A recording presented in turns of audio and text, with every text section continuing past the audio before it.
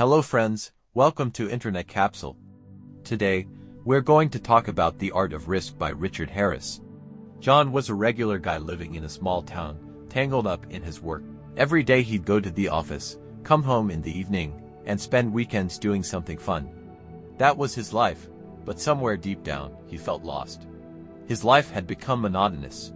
One day, John noticed a pile of books outside a bookstore. He had this habit of making a New Year's resolution every year. This time, he had decided to do something adventurous with his life. But how to bring that adventure, he had no clue.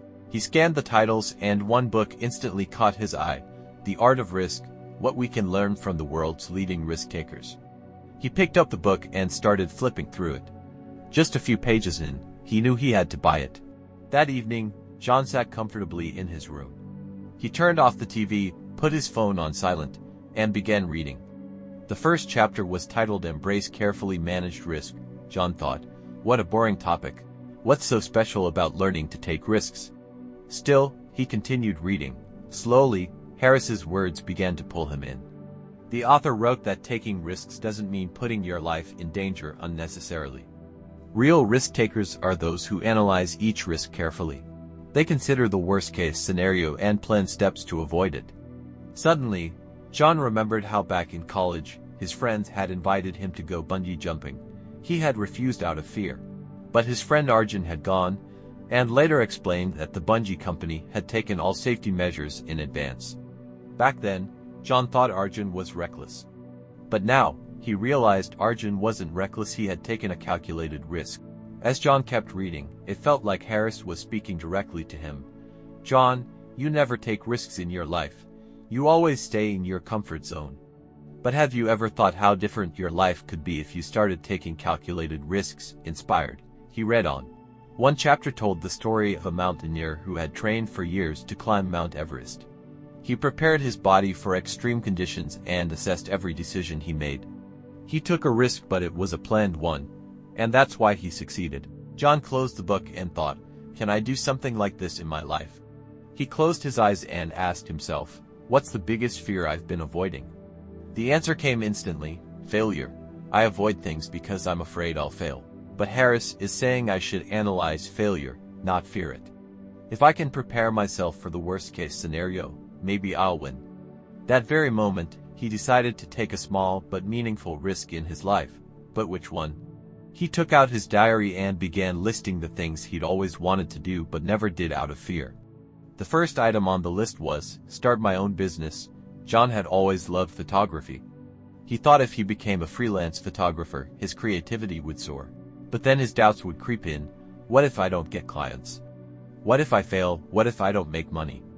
But this time, John did something different. Under his list, he wrote, what's the worst that could happen? I won't get clients. I'll struggle financially. People will make fun of me. Then he addressed each fear.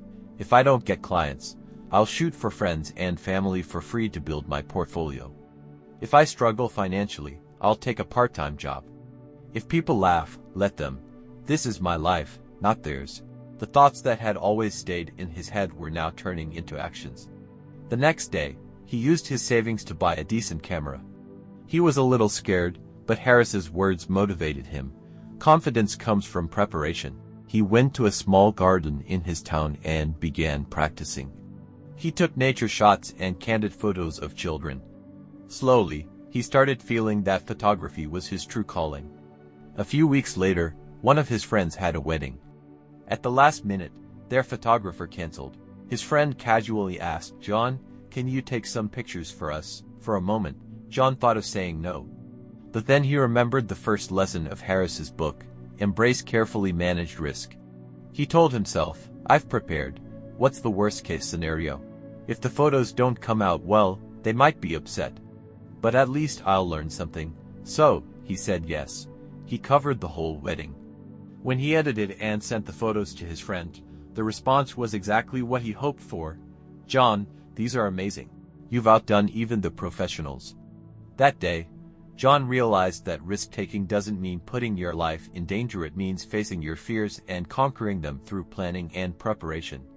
But this wasn't the end of the story, it was just the beginning. John now had new dreams and questions. The next chapter in the book was going to inspire him even more. For John, the book was no longer just a book. It had become a companion guiding him with every new step. The confidence he gained from the first lesson filled his life with new energy. Now, he looked forward to turning the pages each day. One evening, after dinner, he picked up the book and started reading the second lesson, The Importance of Resilience. Harris wrote, "Everyone should face challenges in life. It builds mental and emotional strength." John thought this lesson might not relate to him. After all, did he really need resilience? But as he read further, he realized resilience isn't just for tough times, it's needed in everyday life. True strength is born when we fail repeatedly and still keep standing. He remembered an old college incident. He had once participated in a debate competition. He was confident in his ideas, but when he got on stage, his legs shook, his voice trembled, and he forgot his entire speech. Since then, he had never attempted public speaking again. He believed it wasn't for him, but this book was changing his thinking. It said, "Don't run from failure, learn from it. That builds self-confidence." Harris told a story about a mountaineer who failed many times but kept climbing, stronger each time, until he finally reached the peak. John thought, if he could do it, why not me? He wrote in his diary, "Get better at public speaking. Take one new challenge every week." The next day, there was a meeting at work. John usually tried to avoid being noticed so he wouldn't have to speak, but this time, he challenged himself. When his boss asked, "Who will give the team update?" John slowly raised his hand. Everyone looked surprised. Even John was nervous, his hands were sweaty, but he reminded himself, "Face your fear. If I fail today, I'll do better next time." He began speaking. At first, his voice was low, but gradually he gained confidence. When he finished, his boss smiled and said, "Good job, John. That was clear and precise." That day, he realized that fear of failure is often much bigger in our imagination than in reality. When we confront it, it's not that scary. Harris described resilience like a muscle. The more you use it, the stronger it gets. John understood that analogy deeply. He began setting small challenges for himself. One day, his friend Arjun invited him for trekking. John had a fear of heights. At first, he hesitated, but then remembered Harris's words, "Comfort zones make us weak. Step out and discover your strength." John agreed to go trekking. The path was tough, steep climbs and rocky trails. At one point, he felt overwhelmed. His legs trembled and he feared falling. That's when Arjun said, "If you're afraid of falling, just focus on one step at a time. Don't look at the whole height, just the next step." John listened. Slowly, he climbed. With every step, his fear lessened. When he reached the top and saw the breathtaking view, it felt like he had left his fears behind. Coming back from the trek, he realized resilience isn't just physical, it's also mental. If he had given up halfway, he'd never have seen that view. John's mindset was changing. He started taking photography more seriously. Some people praised his work, others criticized it. Earlier, he'd be upset by criticism. Now, he saw it as a learning opportunity. A few months later, there was a big photography contest. John thought this was a great chance, but renowned photographers were participating, and he doubted himself. What if I can't compete with them? Then he remembered Harris's second lesson. The worst that can happen is that I don't make the list. But I'll still grow from it. He submitted his best photo. When results came, his name wasn't among the winners. He was a little disappointed, but instead of quitting, he asked for feedback from the judges. When he received it, he saw that his photo needed better lighting and composition. From that day, he started working on it. He practiced every day, started shooting at small local events, and kept improving. That lesson from the book had now become a part of his life. John realized that resilience isn't just for big failures, it's essential for everyday struggles too. By now, he was trying every day to become a better version of himself. But the rest of Harris's lessons were still waiting to teach him more. Many times we don't cross that line because of the fear others instill in us or because of fears within ourselves that we don't even recognize. But the truth is, unless we identify that line for ourselves, we can never truly know whether our action is an act of courage or simply recklessness. John read in the book that courage means taking a well-thought-out step despite fear, while recklessness is when you act out of impulse, without thinking. He began to realize that the risks he had avoided in life were mostly due to his own inner fears: the fear of failure, the fear of rejection, and the fear of what others might say. He made a new entry in his diary: "From today, I will test every decision with 3 questions. Have I gathered enough information? Have I planned it out? And does it really matter to me?" After this lesson, John became more aware. He was now not only ready to take risks but also learning how to manage them wisely. His confidence was at its peak. He started a new project, a photography blog, where he shared his pictures along with the lessons and experiences behind them. Gradually, people began to notice his work. One day, a local magazine reached out to him for an interview. John couldn't believe that just a few months ago, he had been someone afraid to take any risks, and now he was sharing his story to inspire others. The essence of the story was this: taking risks doesn't just mean leaping blindly. It means understanding your fears, planning smartly, and then moving forward with clarity and purpose. The Art of Risk was no longer just a book to John. It had become a mindset, a way of thinking that shaped his decisions and directed his future. Here's a summary of the key takeaways from John's journey, inspired by The Art of Risk: calculated risk versus recklessness. John learns that taking risks doesn't mean throwing caution to the wind. It's about understanding the potential consequences, preparing for the worst-case scenarios, and then acting with purpose.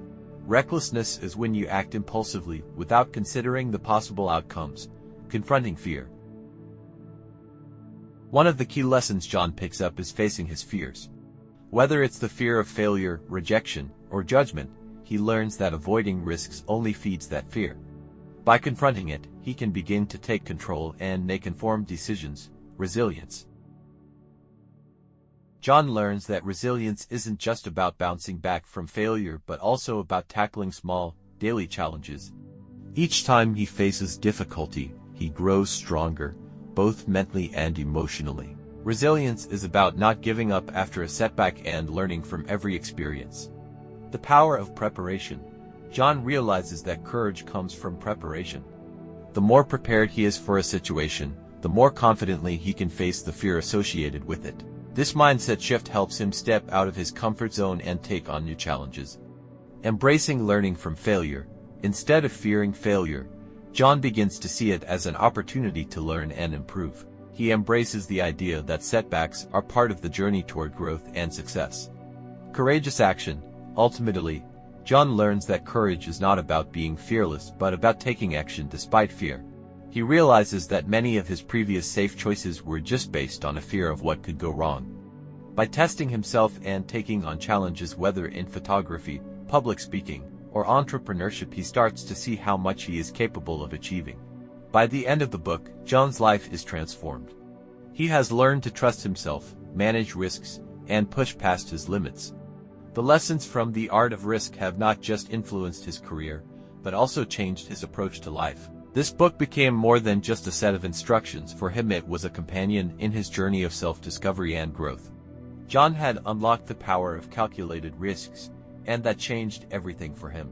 Thank you for listening. This book summary helped us to grow our YouTube channel by subscribing and sharing. Until then, stay safe and keep reading.